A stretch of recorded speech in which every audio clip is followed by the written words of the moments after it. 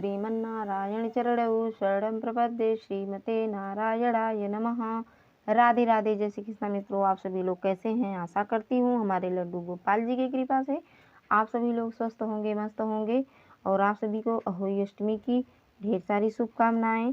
अहोई अष्टमी का व्रत कब पड़ता है आज मैं ये भी आप सभी को बताऊंगी। और जिसे संतान सुख अभी तक नहीं मिला, अचूक उपाय बताऊंगी कि आप सभी को कैसे संतान सुख मिलेगा, प्राप्त होगा अहोई अष्टमी के दिन। आप सभी को ये जानकारी प्राप्त करने के लिए हमारी ये पूरी वीडियो देखनी होगी, नहीं तो आप सभी को पूरी जानकारी नहीं मिल पाएगी। तो अहोई अष्टमी के दिन हमें यही चाहिए कि सर्वप्रथम हम नित्य कर्म से निवृत्त होकर के स्नान करके, और जहाँ पे हमें माता जी की चौकी रखनी हो, जहाँ पे हमें पूजन करना हो, उस स्थान को अच्छे से स्वच्छ से पानी जल से हमें साफ कर लेना चाहिए। और इसके बाद हमें वहाँ पे आसन माता जी का ये लगाना चाहिए, जैसे कि हमने आसन लगा करके आप सभी को दिखाए हैं। और ये देखिए हमने सात्विक के कैसे हम बनाए हैं, क्योंकि ये जो ओम होता है सात्विक है, ये इसे परिपूर्ण माना गया है ओम को। तो ऐसे हमें ओम बनाना चाहिए। यहाँ पे हम एक दीपक प्रज्वलित करेंगे। आप गेहूं का भी ऐसे बना करके सात्विक ओम और अष्टदल कमल भी बना के इसमें दीपक प्रज्वलित कर सकते हैं, क्योंकि सात्विक जो होता है ये पूर्ण माना जाता है, इसलिए हम सात्विक बनाए हैं। यहाँ पे हम दीपक प्रज्वलित करेंगे। सर्वप्रथम हम माता जी के समक्ष एक दीपक प्रज्वलित करेंगे। यहाँ पे हमने दीपक प्रज्वलित कर लिए हैं, और यहाँ पे हम ये 2 करवा रखे हैं, क्योंकि अहोई अष्टमी के दिन हमें ये 2 घड़े लगते हैं मिट्टी के, तो इसलिए हम ये मिट्टी के 2 घड़े रखे हैं। आप कोई तो दोनों घड़े में गेहूँ या चावल भरते हैं, लेकिन ये सबसे अच्छा होता है कि एक घड़े में चावल या गेहूँ भरें अनाज, और एक घड़े में जल भरें, गंगा जल, गाय का दूध और अक्षत पुष्प, एक का सिक्का इसमें डाल करके, और इसी घड़े से हम चंद्र देवता को अर्घ देते हैं। तो ऐसे करना चाहिए। और नैवेद्य के रूप में घड़े के ऊपर भगवान जी के समक्ष, माता रानी जी के समक्ष हमें अर्पण करना चाहिए, जैसा कि हमने रखे हैं। और हम माता जी के समक्ष पुष्प अर्पण करेंगे।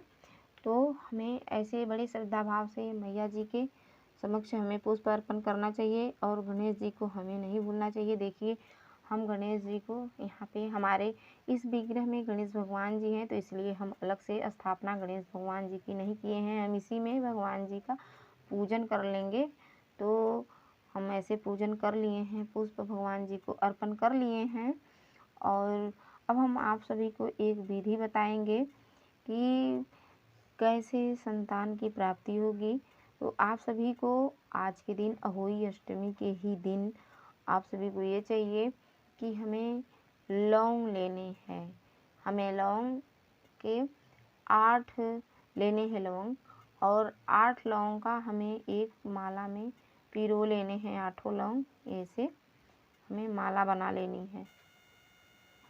तो ऐसे ही हमें लौंग का ये माला देखिए कैसे मैं बना के आप सभी को दिखाए हैं। एक कच्चा सूत है जिसे हम कलावा भी बोलते हैं। ऐसे ही हमें लौंग बना लेने हैं माला, और माता जी के चरणों में अपनी मनोकामना बोल देनी है कि हे मैया, इससे हमारी मनोकामना ये पूरी हो। तो आपकी संतान सुख की जो ये मनोकामना है हमारी अहोई माता जी ज़रूर पूरा करती हैं। इसलिए आज के दिन हम ये लौंग का, क्योंकि माता जी को सबको पता है लौंग कितनी पसंद है हमारी माता जी को।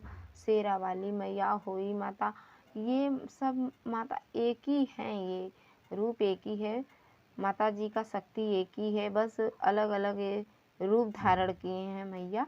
तो इनको लौंग बहुत प्रिय है माता जी को। आज के दिन ऐसे उपाय करने से हमें ज़रूर विश्वास है कि आपको संतान सुख की प्राप्ति होगी।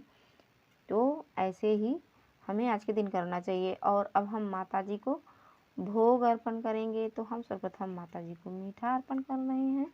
मीठा के बाद हम माता जी को फल अर्पण करेंगे। मैया जी को बड़ी श्रद्धा भाव से हमें फल, फ्रूट, जल, हमें जो भी हम जिस भाव से हम सक्षम हों, जिस श्रद्धा भाव से हमें मैया जी के समक्ष बड़े श्रद्धा भाव से जाना चाहिए माँ के शरण में।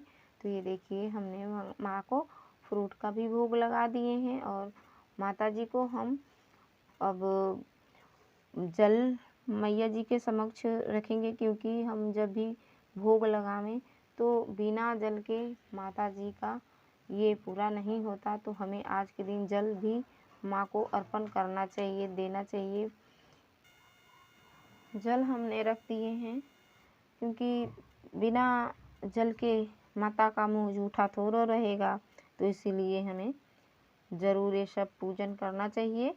और हमें लास्ट में माता जी को श्रृंगार भी अर्पण करना चाहिए, क्योंकि श्रृंगार सामग्री, क्योंकि हम माता जी को आवाहन किए हैं तो बिना श्रृंगार के हम माँ को ऐसे तो विदा करेंगे नहीं। तो इसलिए देखिए हम ये माता जी के लिए चूड़ी, सिंदूर, कंघी, शीशा, बिंदी, महावर, मेहंदी हम सब लाए हैं। और माता जी को ये देखिए चुन्नी भी लाई हूँ। मैया जी को हमने ओढ़ा दिया है इनके विग्रह पे। तो ऐसे ही सभी को चाहिए कि माता जी के लिए सुंदर से सुंदर सब कुछ भव्य दरबार सजाए मैया जी को प्रसन्न करने के लिए। और आज के दिन हमें ये सब पूजा संपन्न करने से पहले हमें अहोई अष्टमी व्रत कथा जो है सुनना न भूलें। आप पुरोहित को भी कथा बुलाकर सुन सकते हैं, स्वयं भी, क्योंकि आजकल तो मार्केट में कथा की किताब भी आती है। तो आप घर पे ला कर के पुस्तक पढ़ सकते हैं। और क्योंकि आज के दिन कथा ज़रूर सुननी चाहिए, जब भी हम माँ की महिमा समझ पाएंगे।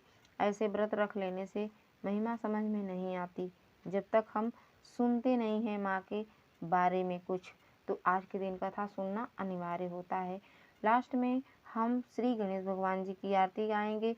इसके बाद हम अहोई माता जी की आरती करें, ऐसे ही हमें करनी चाहिए। लास्ट में फिर हम भगवान जी के समक्ष, माता रानी जी के समक्ष हाथ जोड़कर विनती करें, हे मैया हमारे पूजा पाठ में जो भी कोई त्रुटियां हुई होंगी उसे आप क्षमा करिएगा।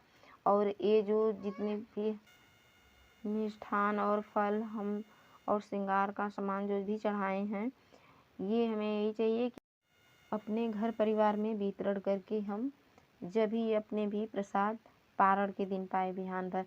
और अहोई अष्टमी 2023 में 5 नवंबर को है और 6 नवंबर को इसका पारण है। सुबह सूर्योदय से लेकर के और सुबह 8-9 तक ये बहुत शुभ मुहूर्त है, इसमें हमें पारण कर लेना चाहिए। और हमें लास्ट में आरती ज़रूर करना चाहिए, आरती करना हमें नहीं भूलना चाहिए।